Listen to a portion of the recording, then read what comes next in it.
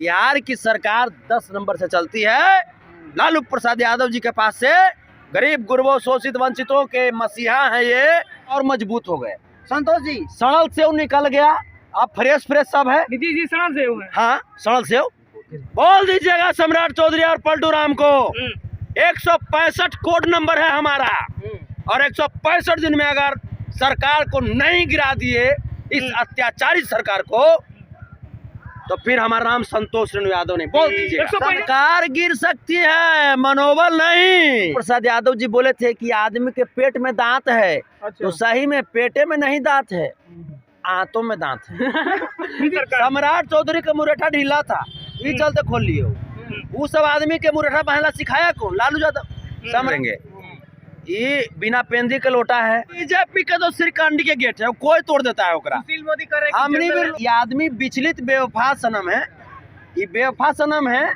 और इस नीतीश कुमार जो है पलटू चचा, ये खाली यही सब में भरोसा रखते हैं गड़बड़ सड़बड़ काम में। अच्छा। ये कभी इन्हें पलटेंगे, कभी उन्हें पलटेंगे, कभी इन्हें उलरेंगे, कभी उन्हें उलरेंगे।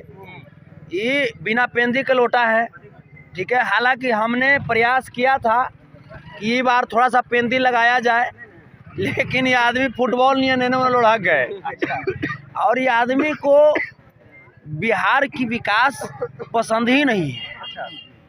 तेजस्वी यादव जी जिस प्रकार से बिहार को आगे लेकर के चल रहे थे, सभी जाति सभी धर्म के लोगों को रोजगार दे रहे थे, ये नीतीश कुमार को नहीं पचा।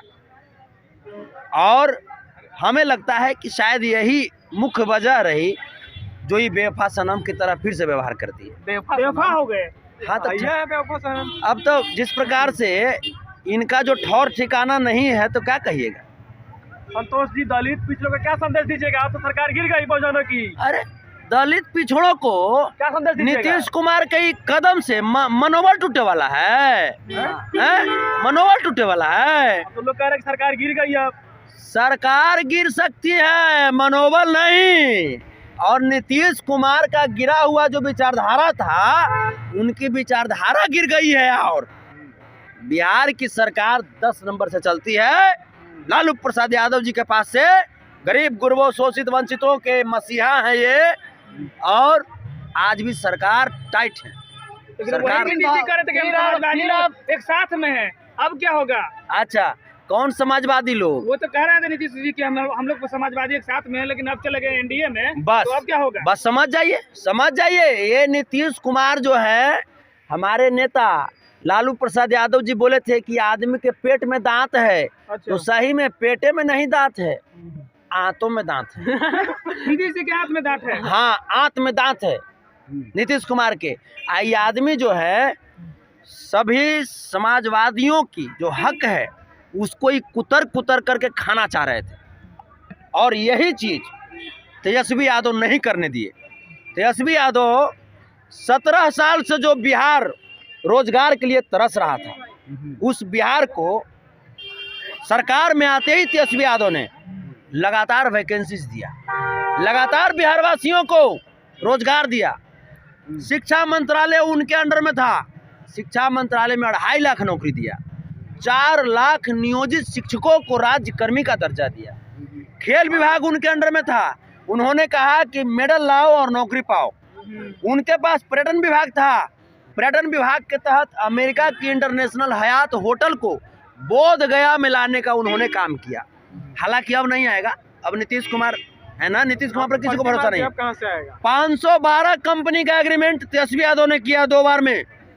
पहली बार बिहार में इन्वेस्टर समिट हुआ, पहली बार हुआ, और जिसके तहत पहले इन्वेस्टर समिट में 305 कंपनी और दूसरी इन्वेस्टर समिट में 207 कंपनी, मतलब 512 कंपनी को बिहार में लाने का तेजस्वी यादव ने संकल्प लिया और एग्रीमेंट भी किया।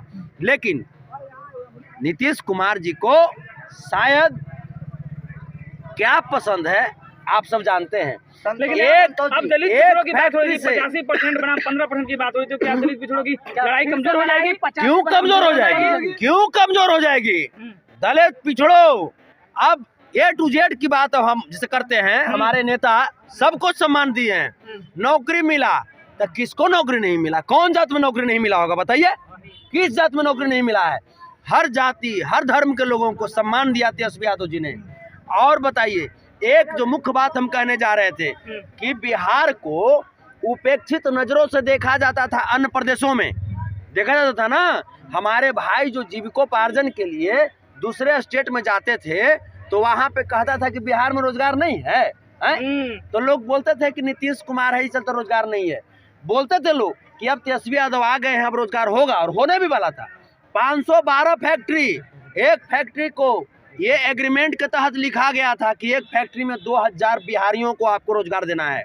512 फैक्ट्री में लगभग 10.5 लाख बिहारियों को फर्स्ट फेज में रोजगार देना था। ये तमाम जो रोजगार है नीतीश कुमार के एक पलटीमार आदत के चलते ये तमाम जो कार्य है नहीं किसी को नहीं। इन्वेस्टर जो है, इन्वेस्टर का स्पष्ट कहना था जब नीतीश कुमार जी वहां बैठे इन्वेस्टर समिट में, तो स्पष्ट कहना था कि तेजस्वी जी आपको लिखित देना होगा, मैं आपके चेहरे पे मैं इन्वेस्ट करूंगा बिहार में। नीतीश कुमार पर भरोसा नहीं है, तब जाकर के तेजस्वी यादव ने अपने फेस वैल्यू पे उन तमाम इन्वेस्टर्स को बिहार में निवेश करने का आश्वासन दिया। और इसी अप्रैल से यहाँ पे काम स्टार्ट भी हो जाता। लेकिन अब तो पूछिए सब लोग नीतीश कुमार से मिलकर के कि उन तमाम 10.5 लाख जो हमारे जो भाई जो कि दूसरे प्रदेश में काम करते हैं, गरीब गुरबे भाई, उनका हक क्यों छीना नीतीश कुमार ने। तो अभी प्रधानमंत्री का फोन आया नीतीश जी को, अभी भी फोन आया नीतीश जी को प्रधानमंत्री का। कौचिला फोन आया है। अब तो जैसे आप लोग प्रधानमंत्री मैंने क्या शब्दों में बात कही है, तो पहले गंगा साफ हुआ, गंगा के नाम पे तो घोटाला कर दिए प्रधानमंत्री जी। अब विकास के गंगा यहाँ बहाएंगे।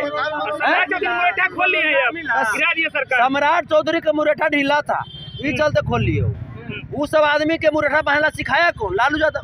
सम्राट चौधरी के बाबूजी कौन बनाया? लालू यादव। बोल दीजिएगा सम्राट चौधरी और पलटू राम को 165 कोड नंबर है हमारा, और 165 दिन में अगर सरकार को नहीं गिरा दिए, इस अत्याचारी सरकार को, तो फिर हमारा नाम संतोष रेणु यादव ने। बोल दीजिए 165 दिन में 165 दिन में 165 दिन में सरकार गिरा देंगे। संतोष जी तरफ भी आ सकते हैं, आरजेडी के महागठबंधन में भी तो शामिल हो सकते हैं। वही अगर नहीं ये ना कहा, ये ना जगह ब्लॉक हो गया। बीजेपी के तो श्रीकांडी के गेट है, कोई तोड़ देता है ओकरा। हमनी भी लोहा के गेट है, ना टूटेगा। नीतीश कुमार कह रहे थे कि हम उसमें विचलित थे, हमारा मन नहीं मान रहा था, हम एनडीए। हाँ, ये आदमी विचलित बेवफा सनम है, ये बेवफा सनम है। और इस महबूबा का जो माइंड सेट है ये ठीक नहीं चल रहा था। अगर राजनीतिक तौर पे देखें तो 2024 लोकसभा चुनाव को लेकर के भी वो हो सकता है कि एनडीए में हम लोग और मजबूत हो गए। संतोष जी, सड़ल सेव निकल गया, अब फ्रेश सब है। नीतीश जी सड़ल सेव है। हाँ, सड़ल सेव। संतोष जी, आपकी सरकार तो गिर गई, तो लगता है कि 2024 का जो लोकसभा का चुनाव होने वाला है और 25 में जो विधानसभा का चुनाव होने वाला है, मायावती और चंद्रशेखर के साथ आपकी पार्टी अलायंस करके चुनाव लड़े। मायावती जी के साथ है या नहीं है इस पे हम विशेष नहीं कहेंगे, लेकिन चंद्रशेखर जी के साथ तो अभी इंडिया गठबंधन काम कर रही है। अभी उनको लोकसभा से भी में भी उतारा जाएगा, लोकसभा से भी वो उत्तर प्रदेश में वो आएंगे, चंद्रशेखर आजाद रावण जी। बाकी जो है तो बिहार में चंद्रशेखर आजाद का रोल रहेगा सर इंडिया अलायंस में? क्यों नहीं रहेगा? इंडिया अलायंस पूरे देश में हो रहा है, तो जब भाई है तो पूरे देश में ना है। देखिए, ये जो है ये छोटी मुँह बड़ी बात हो जाएगी। ये आला कमान ये फैसला लेंगे, जो भी फैसला लेंगे। बाकी इतना है कि बिहार के 14.25 करोड़ की आबादी के साथ साथ हिंदुस्तान के 142 करोड़ की आबादी नीतीश कुमार पलटू मार चचा को अब घसीटर राम नाम दे दिया है। चलिए